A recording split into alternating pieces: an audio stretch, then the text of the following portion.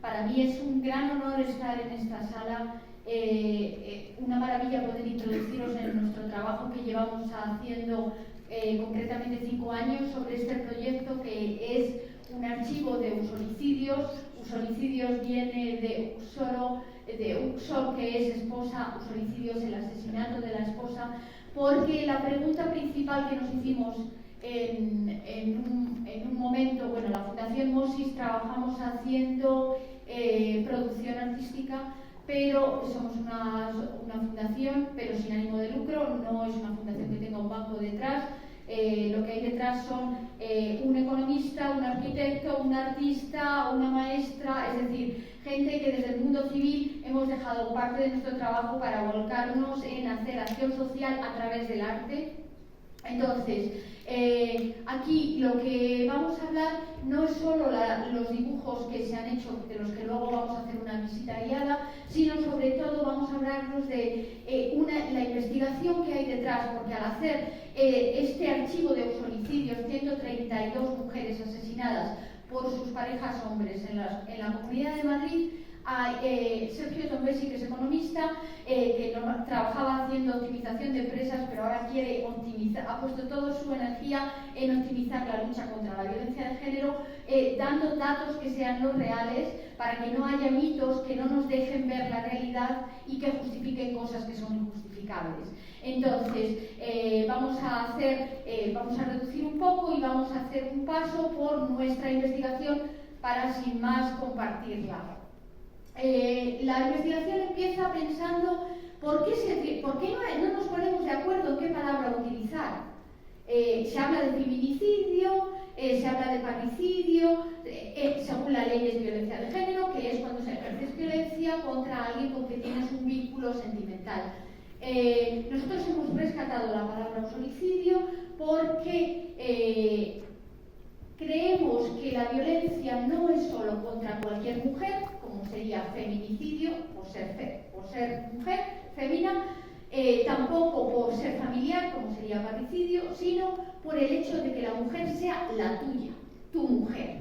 Hay un sentimiento de propiedad que está muy arraigado en España, tristemente gracias a Franco, ¿no? Que existía hasta 1981, existió el honoris causa, con lo cual tú podías matar a tu mujer por una cuestión de honor, ¿no? En Italia... Yo soy italiano, ¿me podéis escuchar?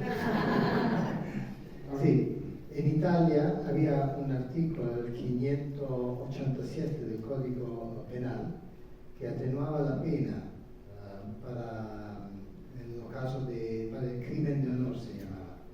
Y este artículo no fue derogado hasta el 5 de agosto de 1981, muy reciente. Os leo lo que dice este artículo. Decía: el que cause la muerte de su cónyuge, hija o hermana, a descubrir su relación carnal ilegítima y en estado de ira, provocado por la ofensa ocasionada al honor de su familia, será condenado a prisión de 3 a 7 años en lugar de 21. Incurre la misma pena el que, en la circunstancia antes mencionada, cause la muerte de una persona que se encuentre en relación carnal ilegítima con su cónyuge, hija o hermana. El 5 de agosto de 1981 se aprobó una ley que en un solo artículo de 12 palabras abrogaba este artículo sobre el crimen de honor y también abrogaba el artículo 554 del Código Civil sobre el matrimonio reparador, que decía que se anulaba la pena por violación si el violador casaba a la persona violada. Totalmente algo de propiedad, ¿no? Y la cosa edificante en un cierto sentido es que Italia aprobó un nuevo código de familia en 1975, entonces hablamos de 6 años antes. Y antes de 1980, yo creo del 79, se aprobó la ley de divorcio. Pero esta ley, estas dos leyes fueron la última que se aprobaron. Fue el último vestigio de esta sociedad paternalista, machista, que era la sociedad italiana, que tiene el mismo problema, grande problema que tiene la sociedad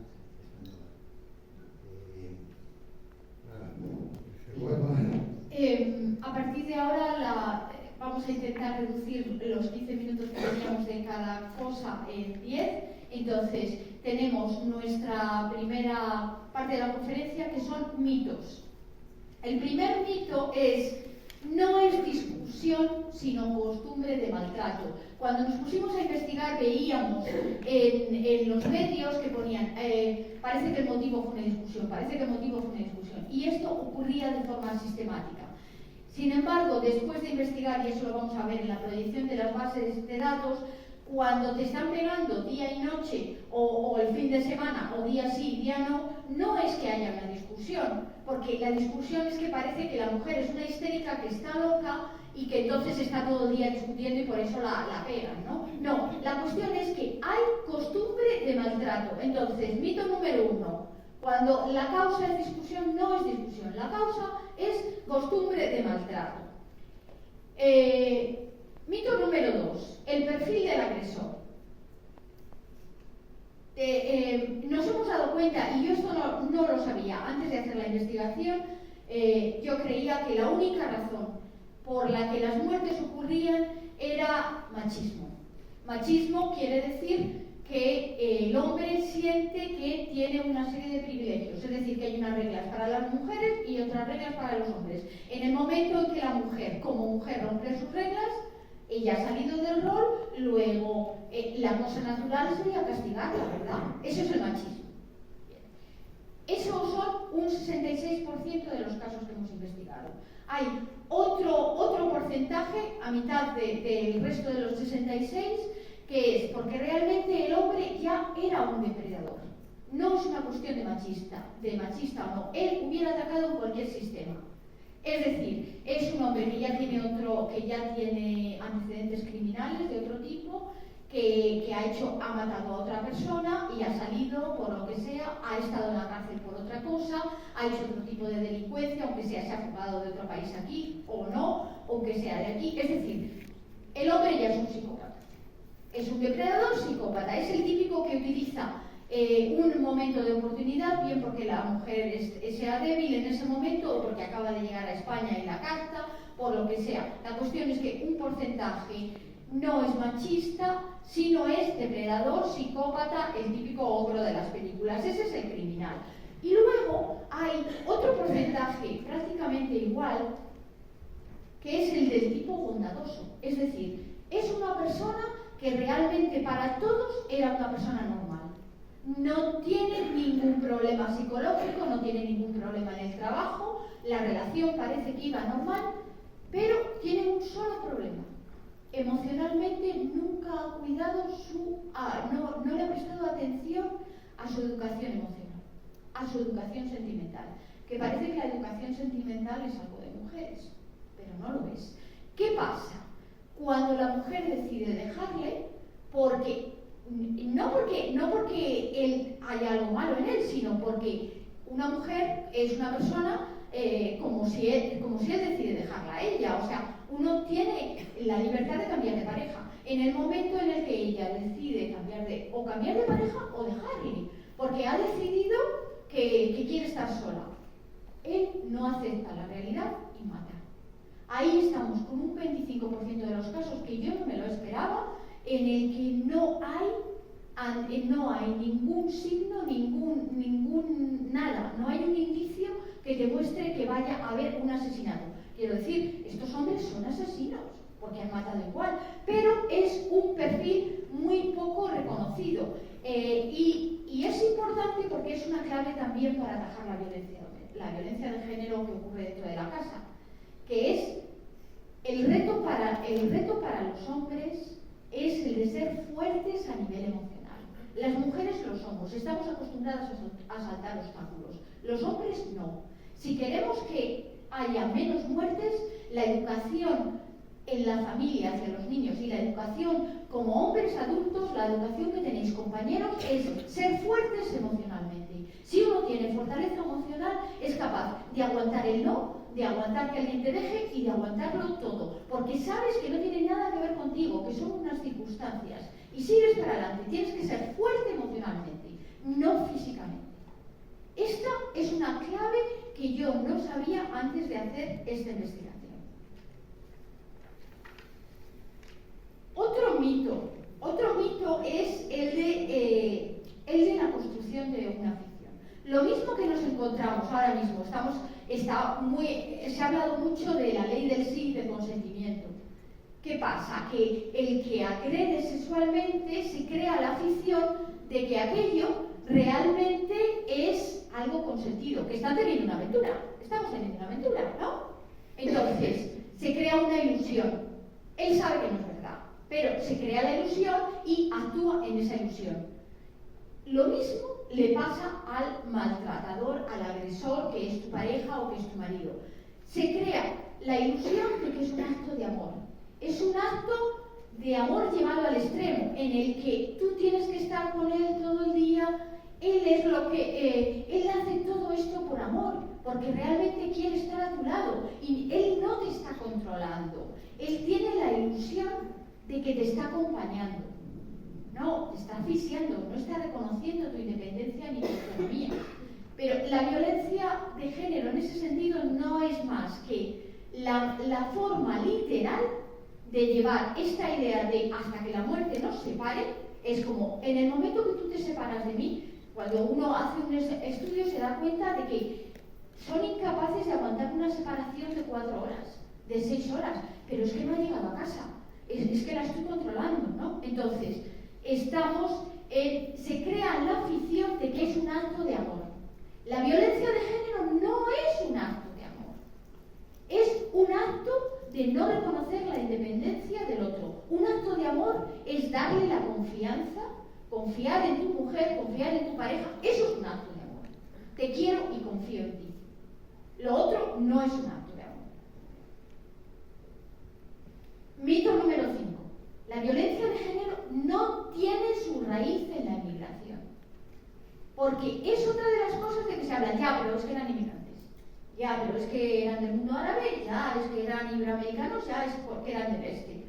Sí, tenemos una tabla de las que vamos a mostrar donde se ve el origen de las víctimas y donde se ve el origen de los agresores. Y hay 81 de los 132, una de las partes, no las dos, en 81 casos eran extranjeros, en 51 eran españoles. Sin embargo, al investigar nos dimos cuenta de otro dato. 96 de los 132, al menos, en 96 parejas, al menos una de la pareja no había nacido en Madrid. Luego, el mito de la inmigración resulta que va a ser otra cosa, que es que la realidad es la desubicación. Cuando uno no ha nacido en el sitio donde vive, ¿qué le pasa? Que no tiene la misma red de apoyo. Por un lado, también tiene un elemento de enajenación, porque estás bregando con obstáculos que no conoces. Si tú has venido del pueblo a la ciudad, este es el caso de los 8 casos que hay en la 132, en la Comunidad de Madrid, que son mayores, salvo una pareja, en todos los demás no habían nacido en Madrid. Habían venido, se habían ido a su piso del ensanche, habían estado en comunidad con su barrio, pero relativamente aislados a nivel de familia. Iban los fines de semana al pueblo, los que podían, otros en Navidad, en verano, pero no había una red de protección. Entonces, el problema no es la emigración, porque también ocurre la migración nacional en España. El problema es la desubicación. Entonces, si queremos hacer algo para que la violencia de género se reduzca, tenemos que cuidar ese otro elemento, que es el problema de la migración nacional. Tenemos que crear redes de apoyo, tenemos que hacer comunidad. Cuando hay comunidad es más difícil que haya violencia. Entonces, Hacer comunidad va a ser clave. Tenemos que dejar de culpar a los inmigrantes que vienen aquí, que son los que nos dan la mancha de que el problema de la violencia de género suya no es el caso. 51 eran parejas españolas, ella y él, muchos eran parejas de hombres españoles, desafortunadamente con mujeres iberoamericanas, y de esto hay que hablar porque esto se da. Entonces, bueno, pues se crea ahí una situación en la que ambos necesitan. Uno necesita pues cariño y asistencia, que puede ser el caso del hombre, y en el caso de ella también necesita cariño porque está desubicada. Pero también nos hemos encontrado con casos, y esto, por ejemplo, el caso de María Pilar Cardeñoso, la cirujana que murió por una pareja que llevaba unos meses con ella. Era una mujer independiente, la querían, sus pacientes la querían, una gastro, se dedicaba a problemas digestivos. Ella llevaba toda su vida trabajando, había venido desde Valencia, era una eminencia, pero era una hija de trabajadores, había saltado obstáculos. ¿Y qué pasa? Para ella el amor y las emociones lo había dejado en un punto menos importante. Pues había conocido a alguien un día, en un parking incluso, o sea, que nada de que saliera. Y bueno, pues habían empezado a salir y no sé qué, y él empezó a mostrar costumbre de maltrato, con gritos, peleas, no sé cuántos. Ella le dejó y ahí, eso fue su final. Él era el prototipo de depredador, porque luego se descubrió que había tenido violencia con la mujer anterior. Pero ella realmente era una mujer muy fuerte como mujer, como profesional, pero era débil emocionalmente. Entonces, el depredador detecta eso. Entonces, la violencia de género, y acabo con el último mito, no pasa solo con las señoras de la limpieza, cuidado. Pasa con todas. Me puede pasar a mí, te puede pasar a ti, te puede pasar a ti. O sea, nos puede pasar a todos. Y a lo mejor no es violencia de género, pero es violencia de un vecino que se ha mosqueado porque quiere poner un ascensor. Lo que sea. Es un tipo de violencia que está muy arraigada en nosotros y que tenemos que estar atentos también, y muy atentos y muy atentas, lo mismo que he dicho antes a los compañeros, que su reto es ser fuertes emocionalmente. Nosotros como mujeres a veces dejamos de lado, por nuestra carrera, nuestros elementos emocionales, y tenemos que también estar atentos a ellos para no darle a nadie la oportunidad. Y ahora le voy a dar la palabra a Sergio, que nos va a enseñar lo que normalmente no se ve. La primera pregunta que nos hacen siempre cuando leen el libro es: ¿de dónde habéis sacado los datos? A decir la verdad, la mayoría de datos todos los datos son sacados de Internet, son datos que son abiertamente disponibles a todos. En nuestro caso, hemos utilizado 443 artículos de varios periódicos digitales. Hemos tenido que leer casi 800. Hemos seleccionado los 443 que eran más relevantes, daban información interesante. Mientras se desarrollaba el proyecto, obviamente estábamos siempre comprobando que nuestros datos eran diferentes con datos de otras asociaciones, mirando el listado web de estas asociaciones, y sobre todo con los datos cuantitativos que publica el Ministerio de Igualdad. Y estamos seguros ahora que tenemos todos los datos. Después de investigar el 25% de los casos, ya tuvimos bastante información para intentar estructurar estos datos en una base de datos. Esto es un poco técnico, se lo voy a explicar. Elegimos 20 campos de información. En estos campos pusimos datos cuantitativos. Que son datos cuantitativos, son datos como por ejemplo el número de casos, la edad o el número de días juntos, son números, ¿no? que se pueden dividir. Y pusimos datos cualitativos. Los datos cualitativos se dividen en datos objetivos, por ejemplo, el lugar y la forma de la muerte. Son objetivos porque los artículos de periódicos nos dicen exactamente cómo murió la víctima, dónde murió la víctima, en su casa, en la calle. Entonces son datos cualitativos pero objetivos. Y también hay datos deducidos que están en el artículo, no se pone de manera explícita en el artículo, que pero nosotros pudimos deducir leyendo la historia.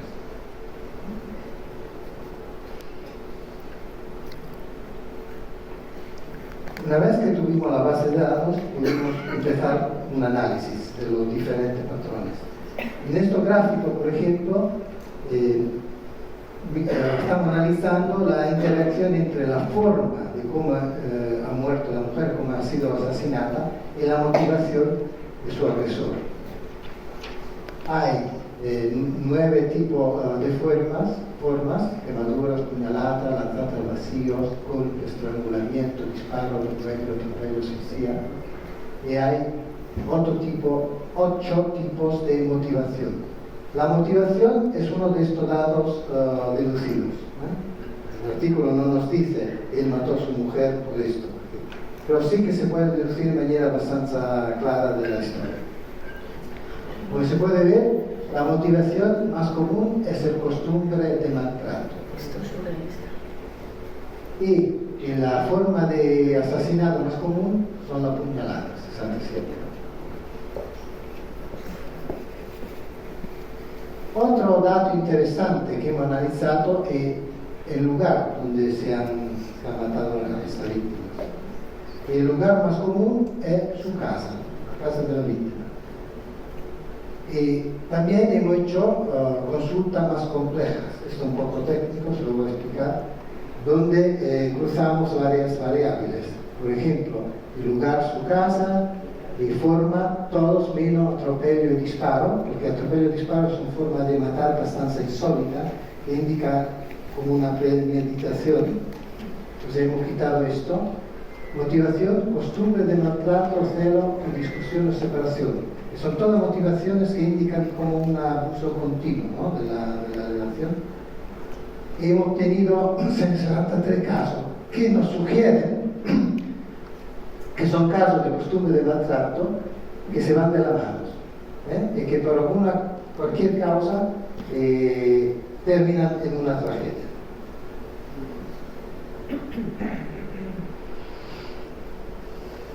Aquí vemos la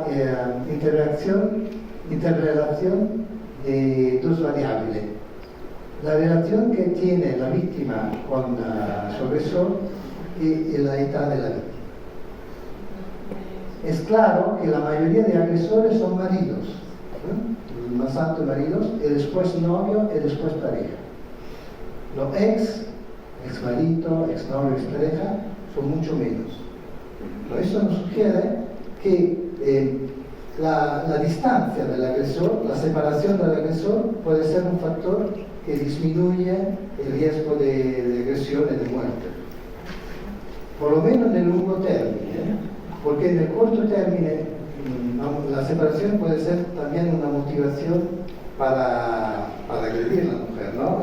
Normalmente cuando hemos visto en la historia que cuando la víctima dice a decide de separarse, él no lo acepta y la espera fuera de casa o la calle y la mata. O sea, la separación es positiva de largo término. El momento de separación es un momento pero difícil que hay que tomar allí, sí, medida muy importante.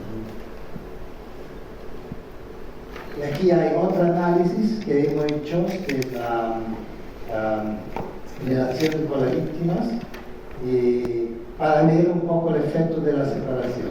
No voy a ir mucho en detalle porque tenemos poco tiempo, solamente tengo poco tiempo. No voy por eso. Esto es un gráfico que nos muestra la frecuencia, la distribución de la edad de las víctimas. Lo que es interesante es que la mayoría de víctimas tenían entre 26 y 45 años, la gran mayoría. nos preguntamos por qué. Quizá porque es la edad que hay mucho más estrés familiar y sobre todo mucho más estrés económico. Hay que cuidar a los hijos, hay que cuidar a los hijos, las hipotecas, el trabajo, se hace mucho más constante. Porque es interesante que la mayoría de las mujeres víctimas están en esta edad. Y hemos intentado medir el efecto de la convivencia. Tuvimos un poco de problema con estos datos porque en el 37% de los casos no tenemos datos. No pudimos encontrar estos datos en los artículos. Eso es un dato cuantitativo. Entonces, uno encuentra una fuente que te da este dato, lo puede utilizar o no lo tiene.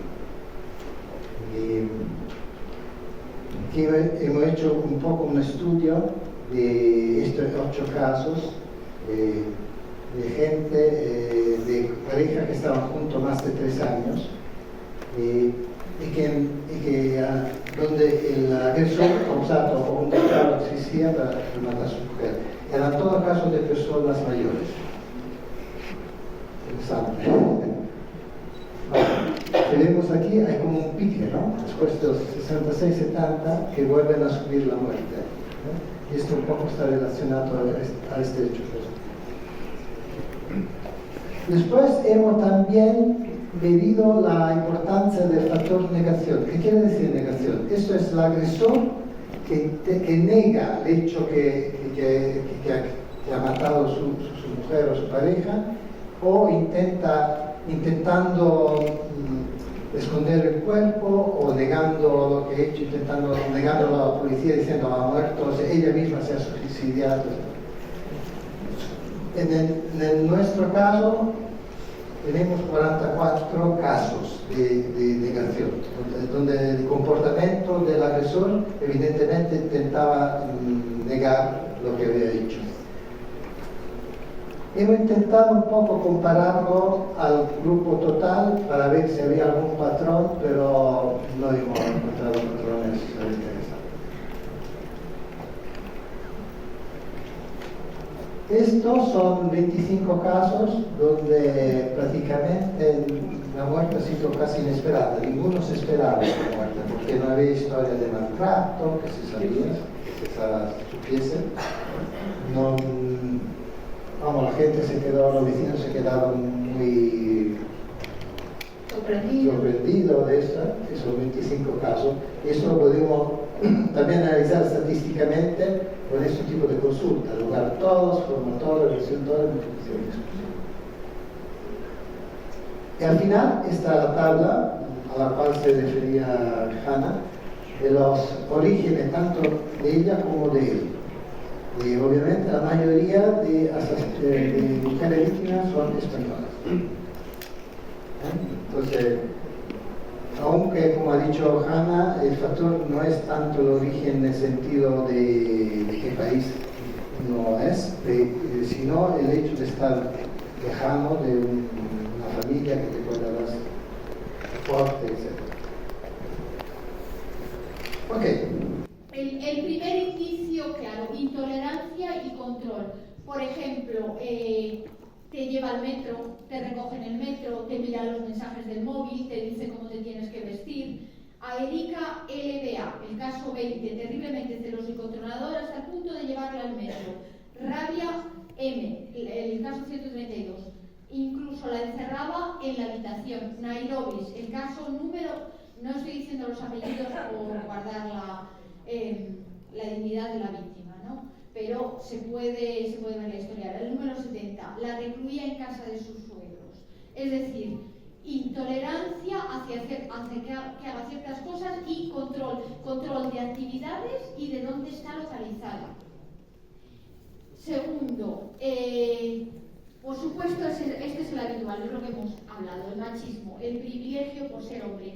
Claramente te dice, no puedes traer a Pedro a casa, ya sé que es tu amigo de toda la vida, pero cuando yo estoy de viaje, Pedro no puede venir a comer a casa.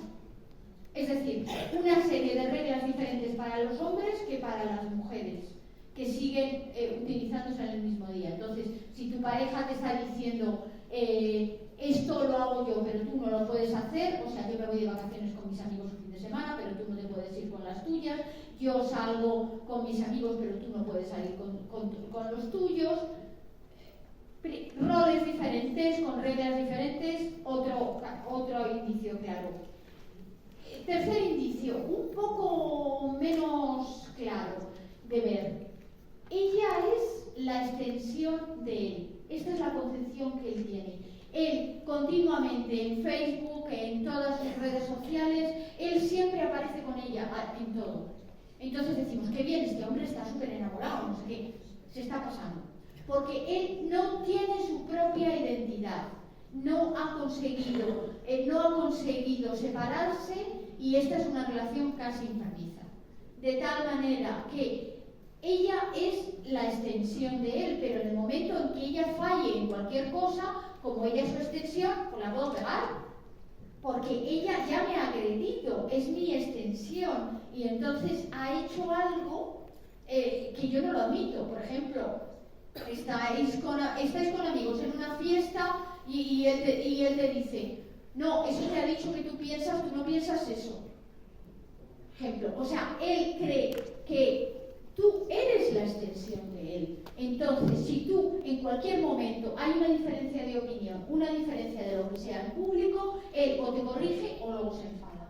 Porque literalmente está creyendo que eres su extensión. Cuidado con la cercanía excesiva. La identidad dentro de lo que se pueda hay que intentar mantener, por supuesto, que la vida en pareja, pero que no nos difuminemos tanto en el otro. Indicio 4, lo que se llama hacer luz de gas o gaslighting, desacreditar la cordura de ella. Oh, ¿te acuerdas cuando estuvimos en no sé qué, que había un fuego? No, eso no fue el año pasado, eso fue hace 5 años que has creído. Y continuamente estás desdiciendo lo que ella dice. La intentas desacreditar, y esto sobre todo ocurre en público. ¿Por qué la quieres desacreditar? Porque cuando tú hagas algo contra ella, que lo vas a hacer, porque este tipo de perfil ya lo tiene preparado, ella es que es una histérica, es que tenía problemas, es que ha tenido un accidente, porque es que conduce fatal, no sé qué, tú la estás desacreditando. Entonces estás cuestionando su cordura, súper habitual. Punto 5. Hay una desproporción entre la acción y la reacción. Tú estás comiendo y bueno, pues se te ha caído, estás en un restaurante, se te ha caído un vaso de agua y se te ha caído en la chaqueta nueva o en el pantalón de tu pareja. Y ese día es su cumpleaños. Y se enfada y se levanta y se pone como loco. Igual el ejemplo no es bueno, pero hay una desproporción entre acción y reacción. Es más, en la mayoría de los casos, las mujeres maltratadas, lo que se hace es, hay una tensión de ¿cómo lo voy a hacer bien? ¿Cómo lo voy a hacer bien? Lo tengo que hacer bien porque como haga esto se va a enfadar. Entonces estás siempre así, temblando para que no hagas algo, pero es que lo que el otro te dice que hagas cada vez es diferente. Entonces es que no hay manera, hasta que te das cuenta con el tiempo de que hagas lo que hagas, lo estás cagando. ¿Por qué? Porque es que en realidad tú no tienes que vivir pensando que estás haciendo lo que el otro vaya a aceptar. Tú tienes que hacer lo que tienes que hacer. Pero ese es otro rasgo, ¿no?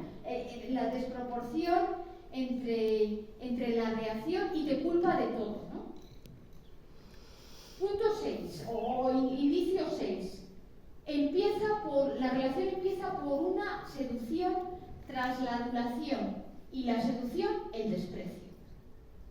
O sea, es que este hombre era encantador, pero si cuando nos fuimos a beber, a vivir juntos, es que me hacía la comida, era él el que hacía la comida cuando iba a su casa a visitarle.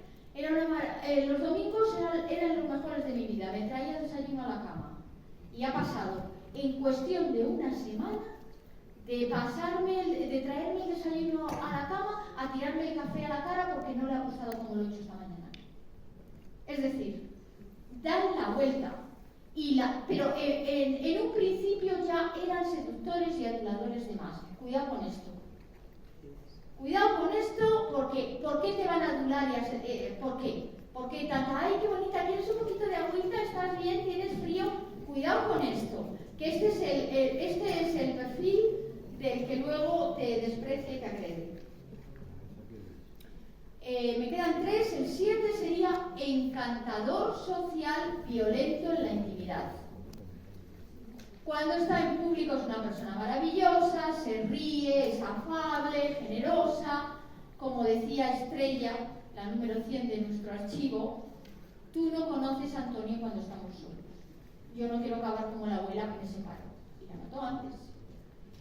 Es el comportamiento del que este también ocurrió con Marina, lo mismo. Están cenando con unos amigos, luego se van ellos a tomar una copa y la mata en la furgoneta. Entonces, nadie puede creer que la haya matado él, porque él es una persona afable, es que es un buen tipo, es que tienes empatía con él, pero yo no me puedo creer que mi amigo haya hecho esto, si es que es un tipo encantador. 8. Ella es incomprendida o vulnerable o tiene prácticas que por lo que sea sean inaceptadas. El caso clásico es ella es consumidora de sustancias, ya sea drogas o alcohol. Entonces es consumidora de sustancias o por ejemplo, o trabaja como le pasaba a Adolfina, la número 35, es la trabajadora sexual.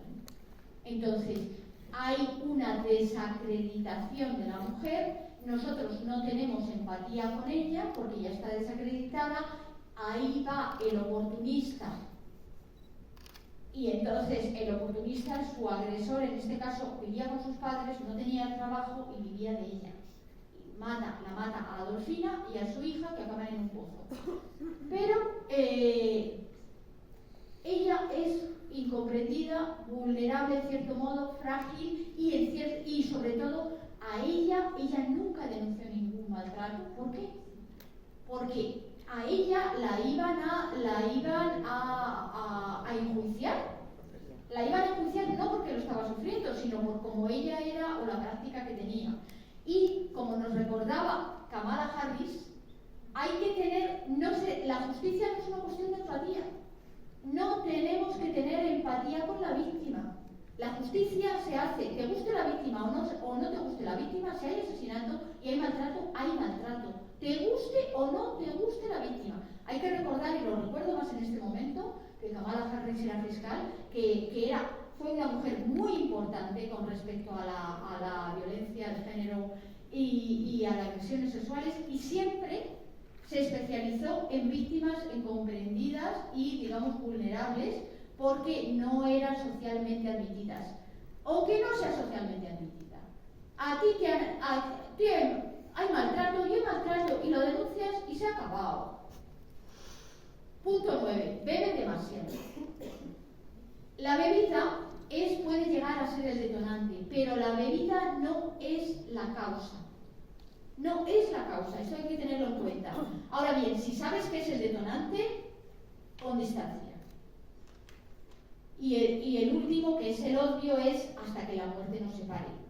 Es justamente lo que ha dicho mi compañero Sergio antes. Desafortunadamente, en la corta distancia, si crees que te estás en un proceso de separación, muy importante que no compartas ese conocimiento con tu pareja, porque estás corriendo un riesgo. Crea un plan de escape y lárgate.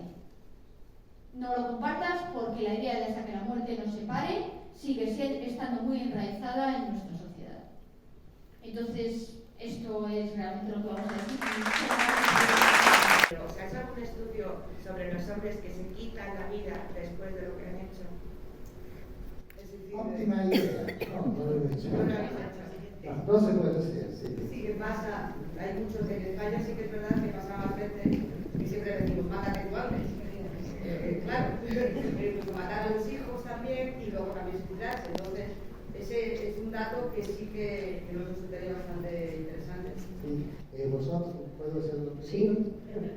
No, porque es muy interesante. ¿Vosotros pensáis que estos casos se pueden también cuantificar? Bueno, sí, cuantificar, sí, pero después también decir que el caso del negacionismo, que yo sí, claro, porque intentando matarse. El negacionista lo quiere quitar por todo medio y se ve culpable, el que se suicida realmente es el caso contrario. juzgar y el culpable que sabe lo que ha exacto, hecho, el antinegacionismo. y se castiga a sí mismo o lo que sea que Gabriel, y ya voy mayor y se me olvidan los números de la ley. Y he sido incapaz de repasar mi propia idea sobre lo que iba a hablar porque me parecía durísimo lo que estaba escuchando. Por la claridad expositiva, creo que es para mí, la primera vez que me han explicado con tanta claridad conceptos tan básicos pero necesarios para comprender de lo que estamos hablando y que nos los podemos llevar perfectamente al ámbito de las relaciones laborales, en el sentido, como decía Cristina, estábamos pensando, ¿existen datos de si esas parejas se conocen en el centro de trabajo? ¿Existen datos si... bueno, necesitarlas las necesito. ¿Existen datos de cómo se...? Porque en el fondo estáis en la casa del pueblo, ¿no? En la casa de la UGT. Aquí se pasan la vida defendiendo los derechos e intereses de las personas trabajadoras. Y decía, ¿cómo se podrían llevar a cabo actuaciones de investigación matemáticas? ¿No? Y me digo, no sabemos. Esas son ideas que también os tenéis que llevar en la cartera. Y me permite, Cristina, que como siempre, que haga lo que quiere y que diga lo que quiera. Y me parece muy importante con ellos para que comprendan de qué estamos hablando, que es que nuestro modelo de relaciones laborales, este que por encima ha dicho Cristina, es un modelo basado en el diálogo social, exige básicamente tres cosas. Sujetos legitimados, organizaciones sindicales y patronales, Oral Luis, encantada de saludarte. Dos, atribuirles una capacidad negociadora, que es fundamental y en el marco de la igualdad efectiva entre hombres y mujeres, de la no discriminación, es fundamental la labor que tienen que hacer todas estas personas en las mesas negociadoras, porque la ley nunca va a llegar a la realidad, o sea, es imposible que se recoja en la realidad la crudeza en una norma, la crudeza que recoge la realidad. Entonces, el trabajo tan importante que se tiene que hacer desde esos sujetos especialmente legitimados, bueno, hay un tercer elemento que es en el que actualmente me dedico, pues que es la capacidad que deben de tener de solucionar sus propios conflictos sin necesidad de acudir a órganos judiciales o a ejercicios de acciones no pacíficas como la huelga, ¿no? Es decir, este es el contexto. Pero ¿por qué te decía o quería comentaros y a todos? Porque muchos de los que estáis aquí me habréis oído esto muchas veces, más corto, más extenso. Soy una fiel creyente en el diálogo social y el diálogo social es que os necesita. O sea, está claro. Y muchas veces se les olvida. Y yo no regaño, pero recuerdo. Si os olvida el papel fundamental que tenéis. Si os olvida que esto lo llevan haciendo con tanta naturalidad, fundamentalmente desde la aprobación de la Constitución Española del 78, que no le dan importancia. Y la trascendencia que tiene cada uno de los actos que se acuerda y se contiene, ya sea en un convenio colectivo como en cualquier tipo de acuerdo, en cualquiera de las múltiples situaciones conflictivas que se dan en la vida de las relaciones laborales, como por supuesto ante la gestión de un conflicto directo, es fundamental. Me parecen personas, todas en las mesas negociadoras, que tienen una generosidad increíble.